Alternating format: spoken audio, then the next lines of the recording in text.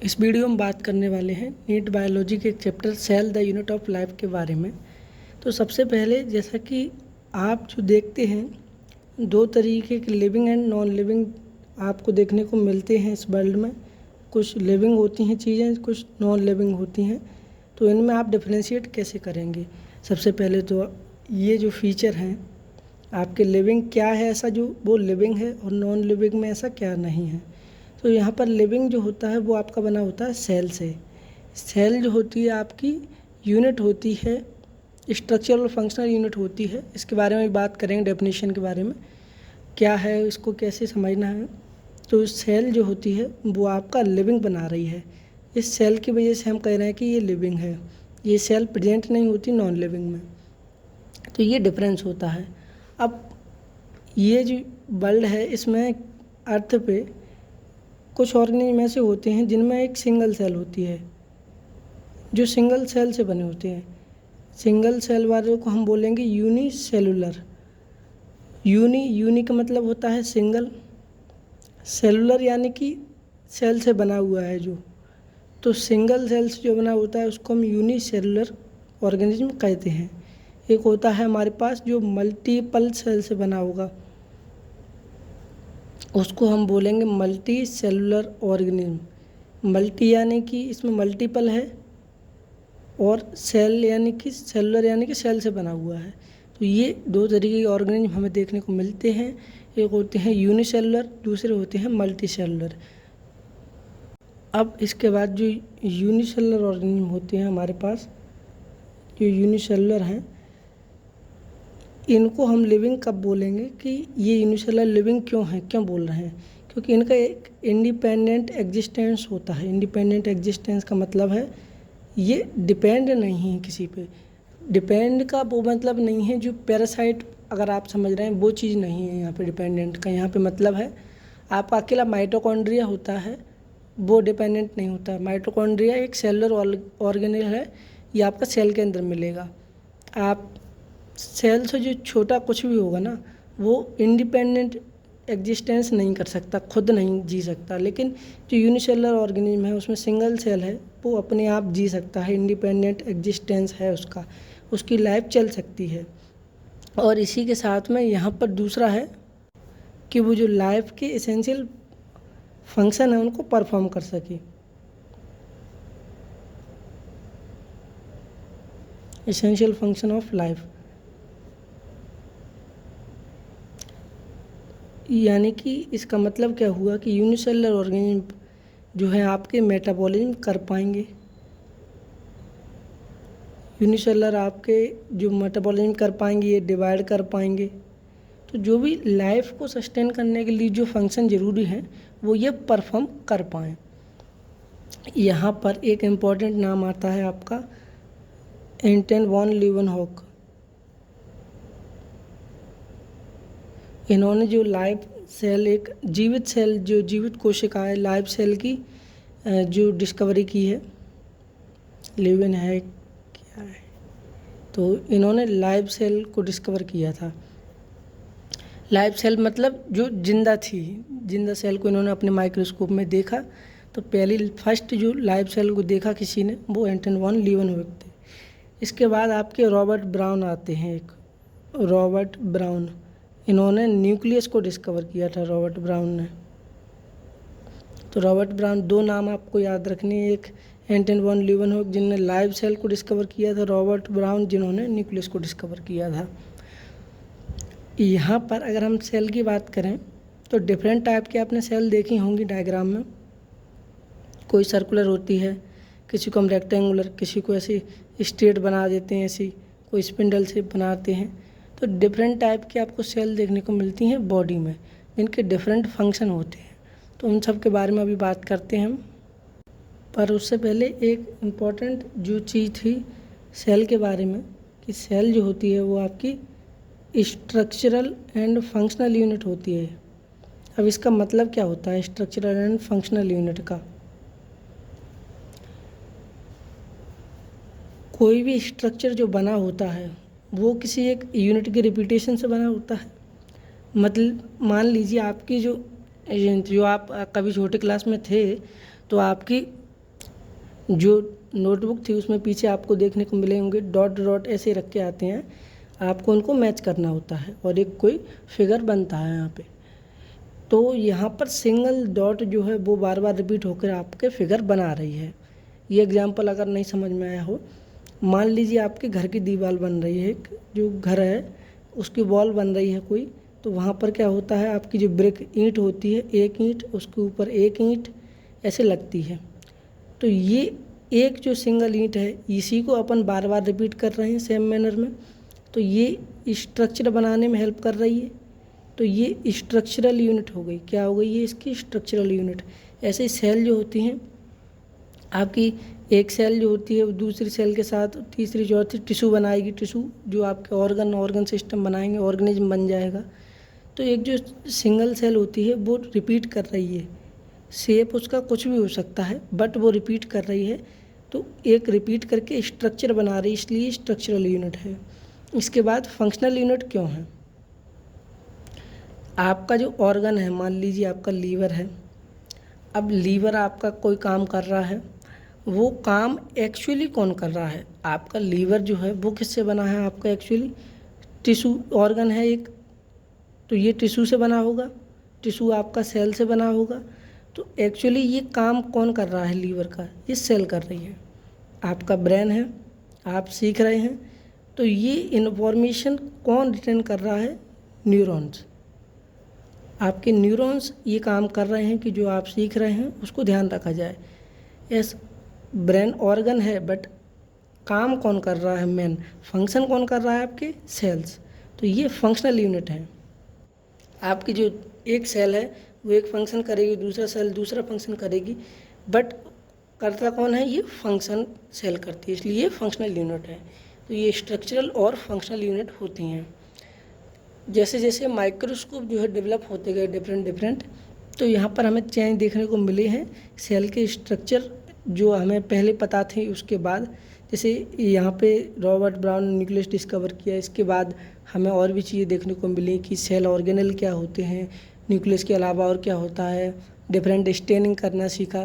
तो टाइम के साथ ये जो माइक्रोस्कोप में जो चेंज हुए हैं उनसे हमने सेल की इंफॉर्मेशन अच्छी खासी ली है। इलेक्ट्रॉन माइक्रोस्कोप आने के बाद हमें और डिटेल स्ट्रक्चर मिल गए हैं, क्योंकि वहाँ पे हमारे पास एक ऑप्शन है कि हम ज़्यादा जो डीप में चीज़ें हैं उनको भी देख सकते हैं। हम चाहें तो सरफेस प्लेटिंग से देख सकते हैं, मतलब हम उसकी सेल की सरफेस को देख सकते हैं, चाहे तो हम उसके ऑर्गेनेल को देख सकते हैं। तो ये हमारे पास ऑप्शन अवेलेबल हो गए हैं इलेक्ट्रॉन माइक्रोस्कोप के थ्रू। इसके बाद 8.2 NCERT में आपका दिया होगा सेल थ्योरी। तो इसमें आपके एक साइंटिस्ट का नाम दिया 1838 में, मैथियास स्लाइडन है, आप जो भी इसको प्रोनाउंस करते हो। ये एक जर्मन बॉटनिस्ट थे।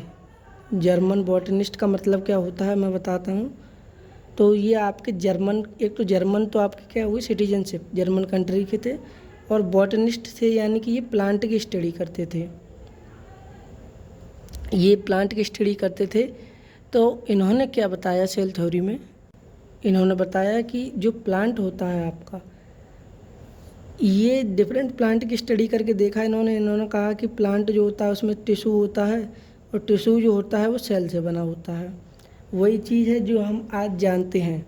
बट यहाँ पर क्या है कि पहले जब इतना एडवांस नहीं था तो उन्होंने ये स्टडी की कि प्लांट जो होता है उसमें डिफरेंट टिश्यू होते हैं, और ये टिश्यू की यूनिट उन्होंने देखी तो वो सेल दिखी उन्हें। तो उन्होंने एक हाइपोथेसिस दी कि ये जो प्लांट हैं, डिफरेंट प्लांट, वो सेल से बने हुए होते हैं। तो डिफरेंट प्लांट जो हैं वो सेल से बने हुए होते हैं, सेल मिलकर टिश्यू, टिश्यू मिलकर के प्लांट बना रहे हैं आपका। तो ये मैथियास स्लाइडन ने कहा। इसके बाद हमारे पास आते हैं थियोडोर स्वान 1839 में। तो 1839 एक साल बाद क्या होता है कि ये थियोडोर स्वान हैं, अब ये ब्रिटिश थे, ब्रिटिश जूलॉजिस्ट। अब जूलॉजिस्ट कौन होता है, जू आ रहा है मतलब एनिमल है, ये बहुत जगह आता है। जू लॉजी यानी कि स्टडी होता है, तो जो एनिमल की स्टडी करता है उसको जूलॉजिस्ट, और जो बॉटनी की स्टडी करता है उसको हम बॉटनिस्ट कहते हैं। तो ये एनिमल की स्टडी करते हैं। अब ये जो स्वान थे ये ब्रिटिश जूलॉजिस्ट थे, इन्होंने एनिमल पे स्टडी की और क्या कहा कि ये जो होते हैं डिफरेंट सेल से बने होते हैं और इनके बाहर एक आउटर थिन लेयर प्रेजेंट होती है सेल के बाहर। इन्होंने कहा कि एनिमल जो होते हैं डिफरेंट सेल से बने होते हैं और सेल के बाहर एक आउटर थिन लेयर प्रेजेंट होती है। बाद में जा कर के इस आउटर थिन लेयर को हमने जाना ये प्लाज्मा मेम्ब्रेन है। तो उनका कहना था कि एनिमल जो होते हैं डिफरेंट सेल से बने होते हैं और डिफरेंट सेल के बाहर एक लेयर होती है, उसको हम आज प्लाज्मा मेम्ब्रेन के नाम से जानते हैं। तो ये उन्होंने बताया। अब इसके बाद एक चीज़ क्या हुई कि ये स्वान थे, इन्होंने प्लांट पे भी स्टडी करके देखा और इन्होंने एक चीज़ देखी कि आपका प्लांट है वो भी सेल से बना है, सही बात है, बट इसकी जो आउटर लेयर थी वो सेम नहीं थी आपके एनिमल जैसी। अब ये जो आउटर लेयर थी इसकी प्लांट की, इसको आज हम सेल वॉल के नाम से जानते हैं। सबसे बाहर सेल वॉल होती है हमें पता है प्लांट में, जबकि एनिमल में प्लाज्मा मेम्ब्रेन होती है। तो ये दो सेम तो होती ही नहीं है। तो उन्होंने यही कहा कि ये सेम नहीं थी। इसके बाद इन्होंने एक हाइपोथेसिस दी स्वान ने, एनसीईआरटी में जैसा लिखा है कि स्वान ने हाइपोथेसिस दी। अब वो क्या थी कि ऑल एनिमल्स एंड प्लांट्स, सभी एनिमल्स और प्लांट्स जो होते हैं किससे बने होते हैं, made up of cell and cell product. इसका क्या मतलब है कि जो सभी एनिमल और प्लांट होते हैं आपके सेल और सेल प्रोडक्ट से बने होते हैं। तो एक तरीके से जो सेल थ्योरी है वो ही आ रही है यहाँ पर निकल कर। थोड़ा सा इसमें इम्प्रूवमेंट होगा और पूरी सेल थ्योरी आपको देखने को मिल जाएगी। वो क्या इम्प्रूवमेंट होगा अभी देखते हैं। तो इन्होंने क्या कहा कि सभी एनिमल्स, ऑल एनिमल्स और प्लांट्स जो होते हैं वो आपके सेल और सेल के प्रोडक्ट से बने होते हैं। यानी कि सेल मिलकर टिश्यू बनाएगा, टिश्यू ऑर्गन सिस्टम बनाएंगे और ऑर्गन सिस्टम मिल करके आपका ऑर्गेनिज्म बना देंगे। तो इस तरीके से बने होते हैं। अब इतना लिखने के बाद एनसीईआरटी में एक चीज़ लिखी है कि स्लाइडन एंड स्वान इन्होंने सेल थ्योरी दी।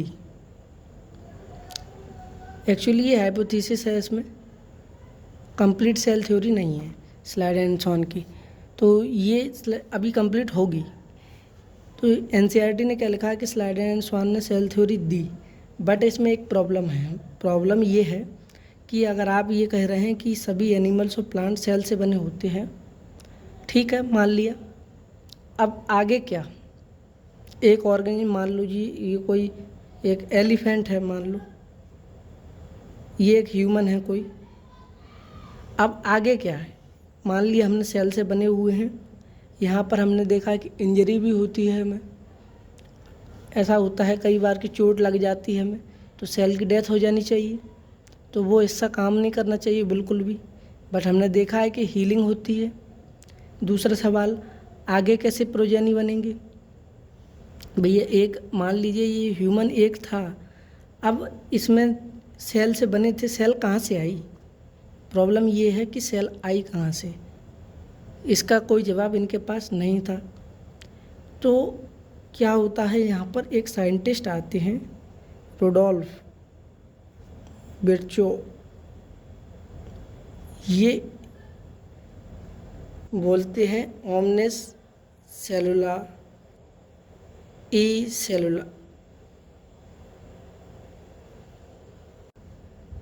ये इन्होंने 1855 में कहा है क्या कि ओमनिस सेलुला ई सेलुला। इसका मतलब है कि जो न्यू सेल हैं वो अराइज होती हैं कहाँ से, प्री एग्जिस्टिंग सेल से। अब इसका क्या मतलब है, इसका ये मतलब हुआ कि ये जो सेल थी आपके पास पहले, ये आपकी न्यू सेल बनाएगी, नहीं पता कैसे बनाएगी बट बनाएगी। आपका जो सेल था ये न्यू सेल बनाएगी। अब हाँ ये बात सही है, क्योंकि आपका आज तो हम जानते हैं ये बात सही है, बट मान लीजिए अगर ह्यूमन की प्रोजेनी आनी है, एलिफेंट की प्रोजेनी आनी है, तो ये पॉसिबिलिटी एक हो सकती है कि इसकी सेल ने दूसरी नई सेल बनाई, पॉसिबिलिटी है। दूसरा, एक अगर इंजरी हो रहा है कहीं, मान लीजिए कहीं चोट लग गई किसी को, तो वो सेल आपकी डिस्ट्रॉय हो गई। अब क्या होगा कि ये हील होगी और फिर ये यहाँ पर और सेल बनाएंगी, तो आपका जो वुंड था, जो घाव था, वो भर जाएगा और हीलिंग की प्रोसेस हो जाएगी आपकी। आप देखेंगे कि जैसे हाथ में चोट लगी मान लो, तो वो सही हो गया। तो ये भी पॉसिबिलिटी है कि सेल डिवीजन से ये हो गया। तो कहीं ना कहीं बात में दम तो है। तो यहाँ पर अब जो एनसीईआरटी कहती है कि स्लाइडन, स्वान और रुडोल्फ विर्चो, इन तीनों ने मिलकर के फाइनल सेल थ्योरी दी है आपकी, फाइनल सेल थ्योरी, क्योंकि इसमें कंट्रीब्यूशन इनका है और इनका भी है, क्योंकि इन्होंने बताया है कि सेल न्यू सेल अराइज करती है। तो दोनों की मिलाकर के सेल थ्योरी क्या हुई? पहले क्या कहा था यहाँ पर स्लाइडन एंड स्वान ने कि all animals and plants are made up of cell and cell product. ये पॉइंट 1 हो गया। दूसरा पॉइंट यहाँ पर क्या है कि न्यू सेल जो हैं वो अराइज होती हैं प्री एग्जिस्टिंग सेल से। तो ये एक्चुअली सेल थ्योरी हो गई। अब इसको एक बार समझ लेते हैं कि मतलब क्या है इसका। सभी एनिमल्स और प्लांट्स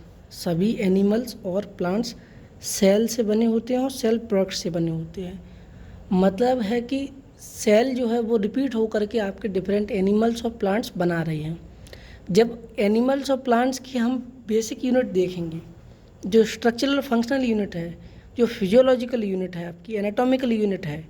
एनाटॉमिकल यूनिट या फिजियोलॉजिकल यूनिट का मतलब है आपका जो सेम चीज़ है जो रिपीट हो रही है। जैसे मैंने ब्रेक का एग्जांपल दिया था, तो ये चीज़ रिपीट हो रही है आपकी और बना रही है आपके टिश्यू, ऑर्गन सिस्टम बना रही है आपकी। तो वो जो है आपका एनिमल्स और प्लांट्स में सेम है और वो सेल है। सेल डिफरेंट टाइप की हो सकती है, बट है क्या? सेल और सेल प्रोडक्ट। अब इसके बाद यहाँ पर हमें देखने को मिलता है दूसरा कि new cell arise from pre existing cell. तो न्यू सेल आपकी कहाँ से आ रही? प्री एग्जिस्टिंग सेल से। ये हमने देख लिया यहाँ पर। इसके बाद आता है आपका एक 8.3 नाम से होगा ओवरव्यू ऑफ सेल एनसीईआरटी में। इस पे यहाँ पर क्या बताया है कि आपने अगर माइक्रोस्कोप में अगर देखा हो, उसमें जैसा कि एनसीईआरटी में लिखा है कि ऑनियन की सेल और ह्यूमन चीक की सेल अगर आपने देखी हो तो ठीक है, नहीं देखी हो तो मैं बता रहा हूँ यहाँ पे।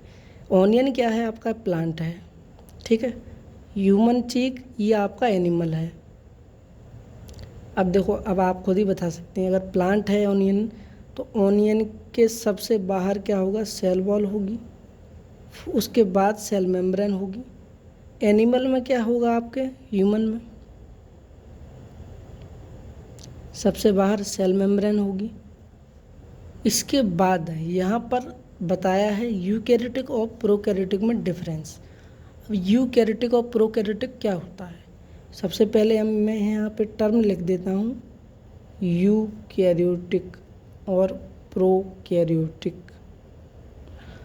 अब देखो, यू का मतलब ये वर्ड हमारे यहाँ के नहीं है, इसलिए ये प्रॉब्लम आती है कि क्या लिखा है, फिर उसका मतलब समझें आप, फिर आप उस चीज़ को ध्यान रखें। एक्चुअली ये हमारे यहाँ की चीज़ नहीं, हमारे यहाँ का वर्ड नहीं है, इसलिए ऐसा हो रहा है। तो यू का मतलब होता है ट्रू।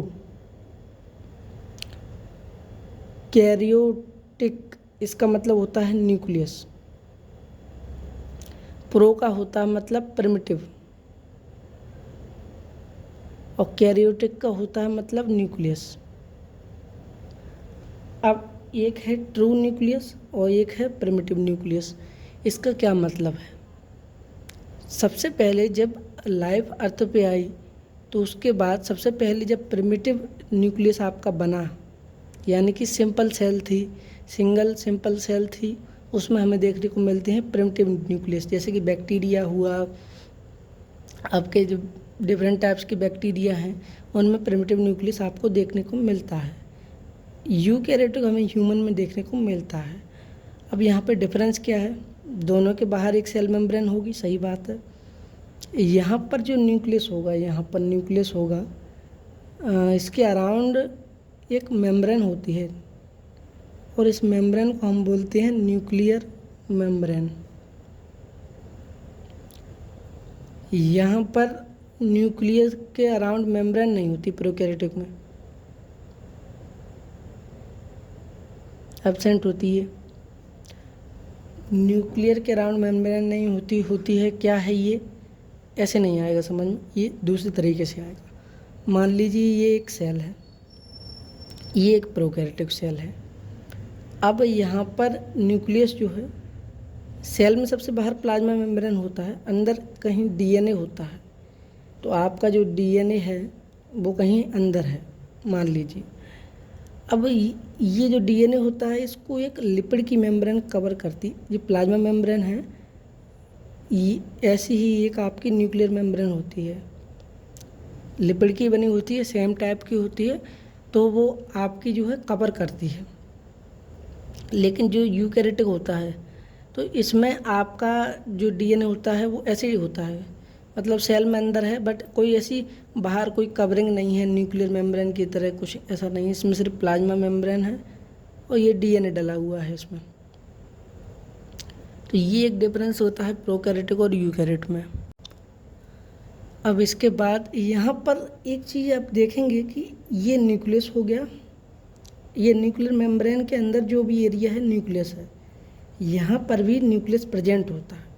न्यूक्लियर मेम्ब्रेन प्रेजेंट नहीं होती बट न्यूक्लियस प्रेजेंट होता है। न्यूक्लियस क्या होता है, आप सोचेंगे कि न्यूक्लियस कैसे कह रहे हैं, जब हम इसकी स्टेन करते हैं यानी कलरिंग करते हैं एक तरीके से माइक्रोस्कोप में देखने के लिए, तो जो एरिया आपका डीएनए का है वो डिफरेंट ब्लू कलर रहता है आपका, मिथाइलिन ब्लू से स्टेनिंग करते हैं तो ये डिफरेंट आपको दिखेगा। तो वो जो एरिया आपको डिफरेंट दिख रहा है हम उसको न्यूक्लियस बोल रहे हैं। तो न्यूक्लियस के अंदर डीएनए होता है, न्यूक्लियर मेम्ब्रेन होना ज़रूरी नहीं है न्यूक्लियस के लिए। अब न्यूक्लियस से लेकर के जो एरिया आपका यहाँ तक का है प्लाज्मा मेम्ब्रेन तक का, इसको आप बोलते हैं साइटोप्लाज्म। साइटोप्लाज्म का क्या मतलब होता है, साइटो यानी कि यहाँ पर साइटो का मतलब होता है सेल, और प्लाज्म, आपने कभी प्लाज्मा सुना होगा। प्लाज्मा क्या है आपका, प्लाज्मा अगर आप देखेंगे तो एक्चुअली वाटरी कंपाउंड है जिसमें प्रोटीन है, सेम ऐसी में इसमें जो आपके सेल ऑर्गेनेल हैं वो है, वाटर है, प्रोटीन है, वही चीज़ें हैं आपके यहाँ पर भी। तो साइटोप्लाज्म के अंदर आपको ये सब चीज़ें देखने को मिलेंगी। साइटोप्लाज्म क्या है, न्यूक्लियस से लेकर के प्लाज्मा मेम्ब्रेन तक जो जगह है उसको हम साइटोप्लाज्म कहते हैं। ये इम्पोर्टेंट क्यों है साइटोप्लाज्म, साइटोप्लाज्म इसलिए इम्पोर्टेंट है, जो भी मेटाबॉलिक रिएक्शन चल रही हैं आपकी, जो भी इम्पोर्टेंट रिएक्शन चल रही हैं मेटाबॉलिक, वो यहीं हो रही हैं, चाहे प्रोकैरियोट हो चाहे यूकैरियोट हो। मेटाबॉलिक रिएक्शन आपकी कहाँ हो रही हैं, सेल की साइटोप्लाज्म में, जो आपकी सेल को जिंदा रहने में मदद करते हैं, लिविंग स्टेट में रहने में मदद करते हैं। अब लिविंग स्टेट में रहने का क्या मतलब है, अगर सेल को आप कहेंगे कि वो जिंदा है, सेल लिविंग है, तो इसका मतलब है उसका मेटाबॉलिज्म कंटिन्यू होना चाहिए। रेट बहुत स्लो हो सकती है, बहुत फास्ट हो सकती है, कुछ भी हो सकती है, बट मेटाबॉलिज्म स्टॉप नहीं होना चाहिए सेल का। इसीलिए जो वायरस होते हैं इनको आप नॉन लिविंग की कैटेगरी में रख देते हैं। क्यों, क्योंकि जब सेल से बाहर हैं वायरस तो ये मेटाबॉलिज्म स्टॉप है इनका। एक्चुअली प्रोटीन और आपका जो भी इसका न्यूक्लिक एसिड है, जो भी मटेरियल हो, डीएनए या आरएनए, वो चीज़ें हैं इसके पास, बट ये जब सेल में आता है तब इसका डिवीजन चालू होता है, तब इसका मेटाबॉलिज्म एक्चुअली डिवाइड करता है। मेटाबॉलिज्म के लिए इसके पास कुछ है नहीं है। इसके बाद ये नंबर एक डिफरेंस हो गया, ये डिफरेंस था आपका प्रिमिटिव न्यूक्लियस वाला।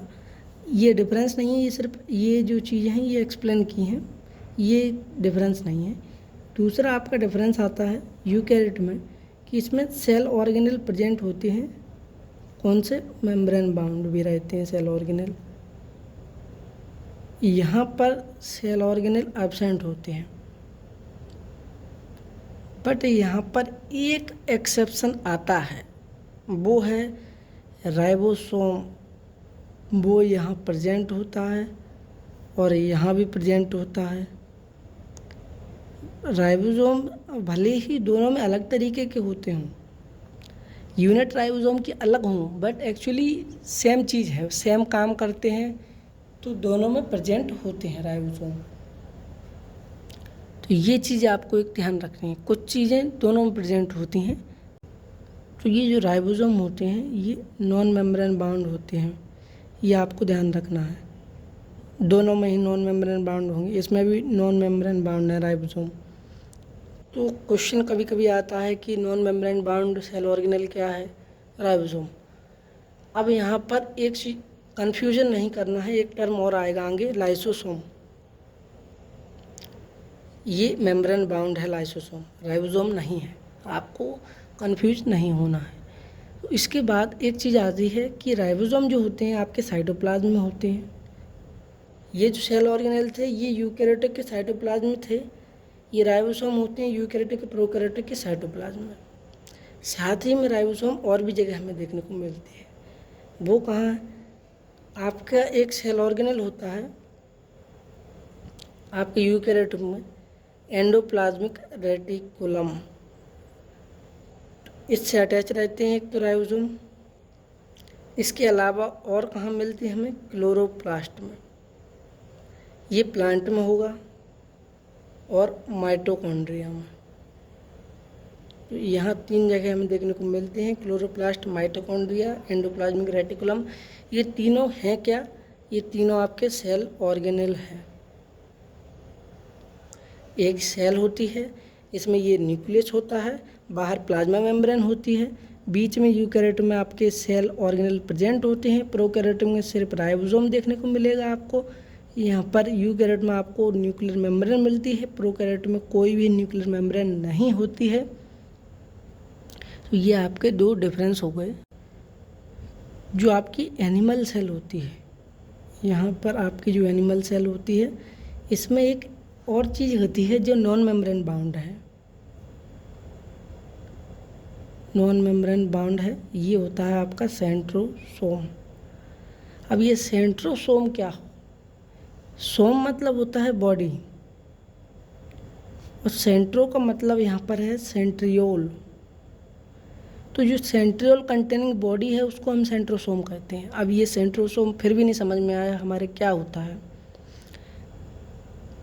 रुडोल्फ विर्चो ने कहा था कि सेल जो है प्री एग्जिस्टिंग सेल से आ रही हैं, उसी प्रोसेस को जब आगे स्टडी किया जाएगा, आगे के जो चैप्टर हैं उनमें बताया गया है, तो उसको आगे जब स्टडी किया गया तो ये देखने को मिला कि एक जो आपकी सेल है इसका डीएनए है, तो इस डीएनए को डिवाइड करने के लिए यहाँ पर कुछ जैसे रस्सी होती है आपके, रोप टाइप स्पिंडल्स बनते हैं, प्रोटीन के स्पिंडल्स बनते हैं, और यहाँ पर कुछ बॉडी होती हैं जिनसे ये निकलते हैं। ये जो बॉडी है इनको हम सेंट्रियोल बोलते हैं। और ये सेंट्रियोल, 2 सेंट्रियोल प्रेजेंट होते हैं एक सेंट्रोसोम में, जो आपके एक सेल में प्रेजेंट होंगे। 2 सेंट्रियोल हैं आपके, ये स्पिंडल निकलते हैं, ये सेपरेट करते हैं आपका क्या, डीएनए।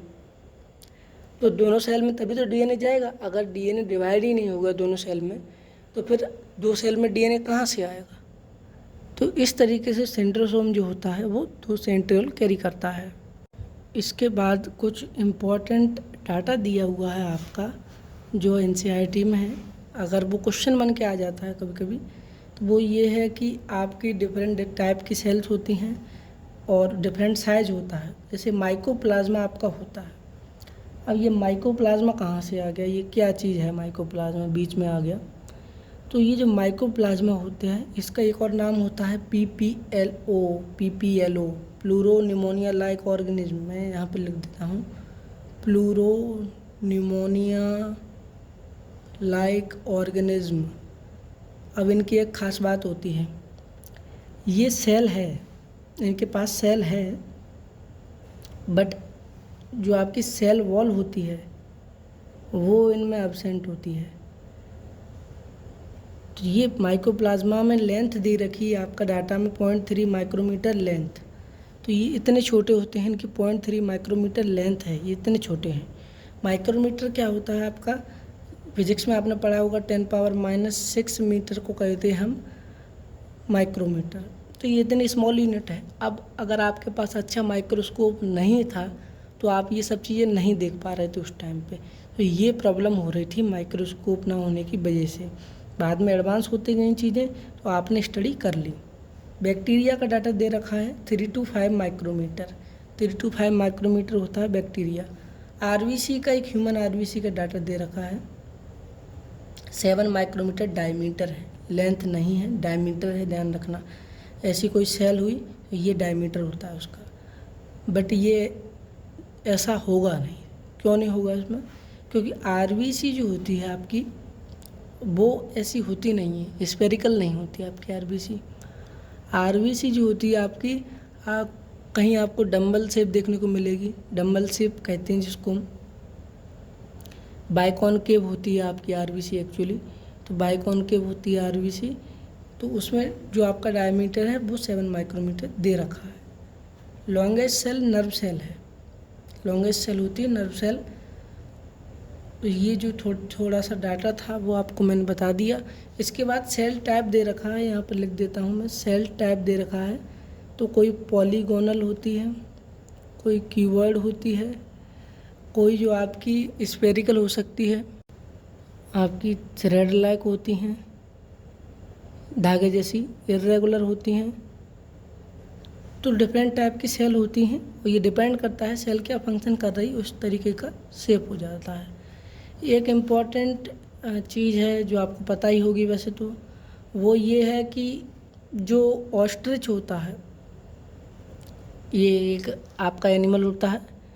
अगर आप सर्च करेंगे इंटरनेट पर तो आपको मिल जाएगा ऑस्ट्रिच क्या होता है। ये एक एनिमल आपने देखा होगा शायद। तो इसका जो एग होता है वो एक्चुअली एक सिंगल सेल है। तो सिंगल लार्जेस्ट आइसोलेटेड सेल पूछे कोई तो ऑस्ट्रिच का एग है, सिंगल सेल है, याद रखना है। ऑस्ट्रिच का एग एक सिंगल सेल होता है, वो एक सिंगल आइसोलेटेड लार्जेस्ट सेल है आपका, सबसे बड़ा। लॉन्गेस्ट क्या होती है, नर्व सेल। इसके बाद इसमें एक आखिरी उसमें लिखा हुआ है कि सेल जो होती है वो आपकी शेप सेल का फंक्शन के अकॉर्डिंग होता है। आपकी डिफरेंट टाइप की सेल होती हैं, उनका फंक्शन के अकॉर्डिंग सेल का शेप हो जाता है। शेप ऑफ सेल वेरी करता है आपका फंक्शन के अकॉर्डिंग, डिफरेंट फंक्शन कर रही है उस टाइप की। जैसे नर्व सेल आपकी लॉन्गेस्ट सेल में आती हैं, लंबी सेल होती हैं ऐसी। आपकी स्फेरिकल सेल होती हैं, आरबीसी आपने देखा। आरबीसी ऐसी क्यों है, बाइकॉनकेव आपकी आरबीसी क्यों है, क्योंकि इससे आपका जो ऑक्सीजन कैरिंग कैपेसिटी है वो इसका बढ़ जाता है, ज़्यादा ऑक्सीजन आपकी कैरी कर पाती है सेल। दूसरा, इसमें स्पेक्ट्रन प्रोटीन होती हैं आरबीसी में, तो ये आपका स्पेक्ट्रन प्रोटीन जो होती हैं ये इसको हेल्प करती हैं छोटी सी कैपिलरी जो होती हैं उनमें से निकलने में, तो ये वहाँ से आसानी से निकल पाती है। अगर बड़ी कोई सेल होगी ज़्यादा बड़ी तो वो नहीं निकल पाएगी वहाँ से। इस तरीके से सेल के फंक्शन वेरी करने लगते हैं, जैसा वो फंक्शन परफॉर्म कर रही है उसके अकॉर्डिंग उसका शेप। तो इस वीडियो में बस इतना ही। वीडियो कैसी लगी कमेंट करके ज़रूर बताना। अगर आपको वीडियो अच्छी लगी हो तो आगे पार्ट बनाएंगे वीडियो के, और अगर नहीं अच्छी लगी होगी तो नहीं बनाएंगे। कमेंट करके आप ज़रूर बताएं कि आपको कैसी लगी है। आरबीसी का मैंने बता ही दिया है आपको, फिर भी जो याद रखना कि राउंड एंड बाइकॉनकेव एनसीईआरटी में लिखाई होती है। ठीक है, तो बाकी सब हमने बात कर ली है।